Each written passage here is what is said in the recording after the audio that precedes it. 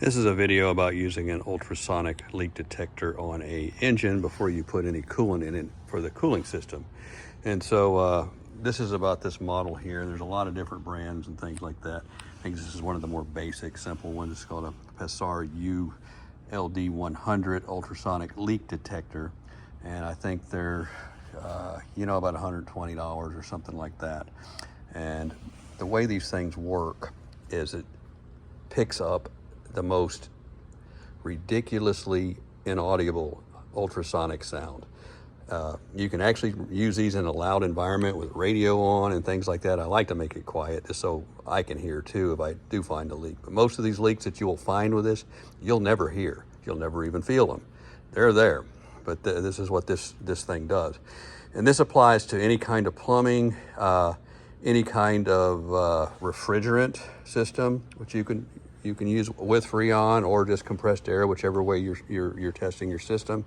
Right in a car that's decided it's going to pick up a leak and you've added Freon, you can use these.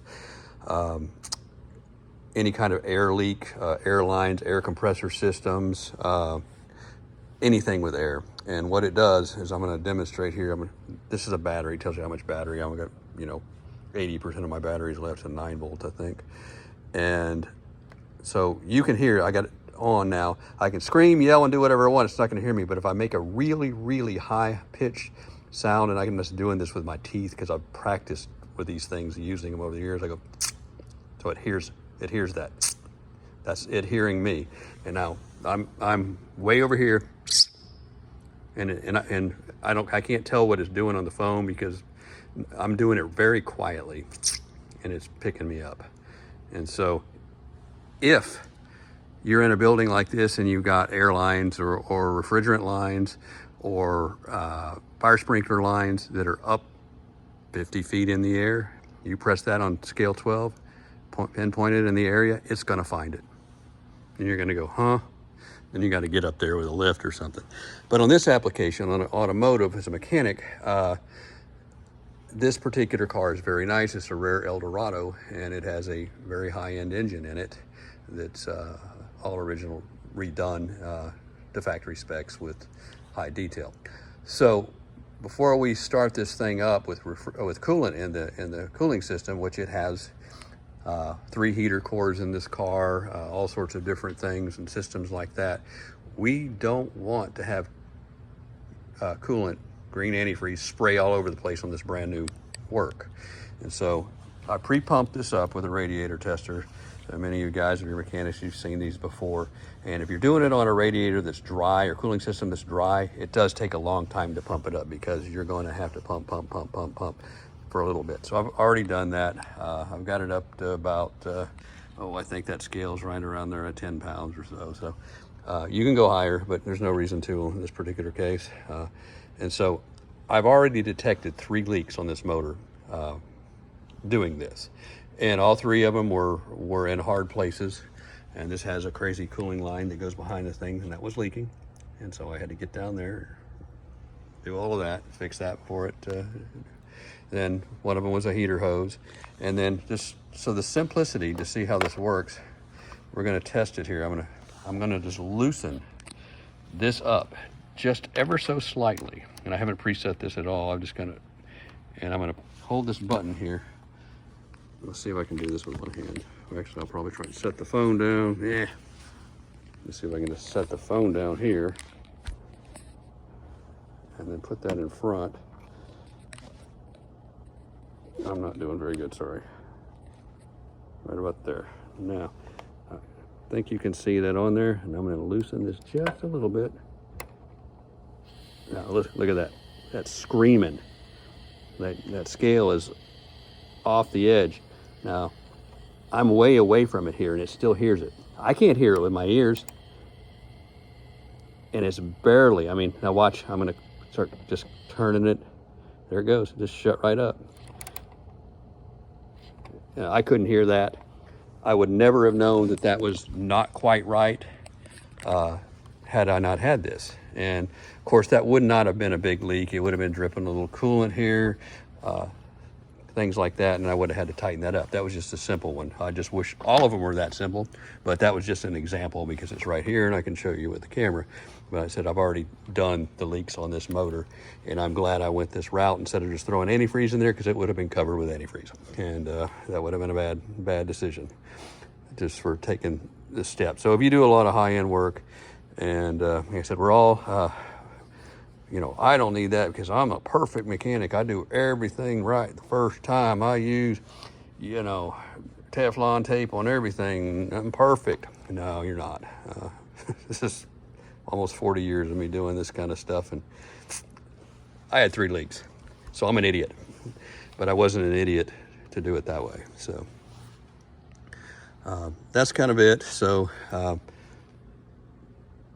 these are really, really good on refrigerant, or, you know, air conditioned refrigerant leaks on any kind of system, and really good on any kind of airline in automotive or non-automotive. So if you got rear air shocks or air suspension, then this car's air ride. So that's another factor. We're going to use that on here because it's got a small leak somewhere when we get it going again.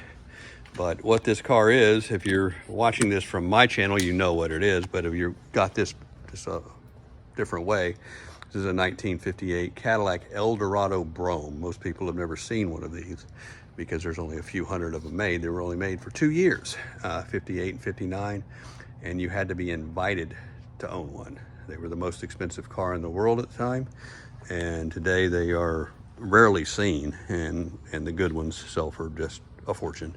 And so this is a good one, and that's what we're doing. This motor was all original to begin with, and it was nice, but we took it up a notch, just detailing it up and fixing some stuff and comprehensively doing other things to it that needed to be done. And it's not done yet, but it's been fired up.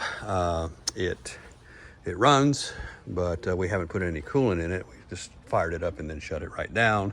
And now we're going to try a run putting coolant in it after I take this off. So that's kind of what this is about. And there's a whole video sequence on this car for people who are interested in cars. If you're not interested in cars and it's about leaks, that's what that device is.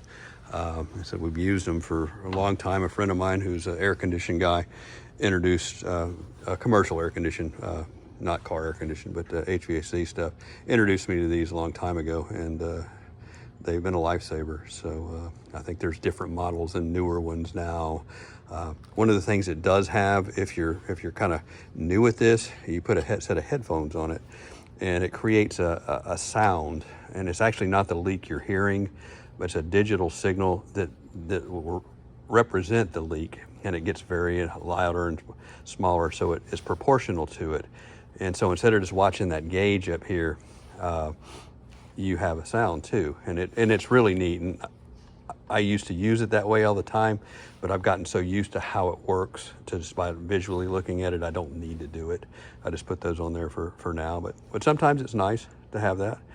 And being in a loud warehouse going somewhere looking for a leak, you'd be surprised. I mean, forklifts running and everything, and you can pick up a microscopic leak up, you know, like 30, 40, 50 feet in the air with this thing on a pipe, and you can just narrow it down. Like if that gas line right there, which is running there, if it had a leak in it somewhere in this area, it would be off, you know, way up there. And you'd get up there and you would still have a hard time finding that leak. And then when you found it, because you'd pinpoint it with this, you'd go, oh, it really did have a leak. So they're amazing. That's the other, gas lines are good for that too. So, but gas lines have such low pressure on them. They're a little bit different. So you have to usually be closer to them unless it's a pretty extreme leak, because they just have a few ounces on them. But if you're pre-testing a gas line and you pressurize it up, you know, you bring it up and you'll find it fast with that thing. So that's just, you know, if you're a plumber, I'm preaching to the choir. If you're a mechanic and never messed with one of these, this is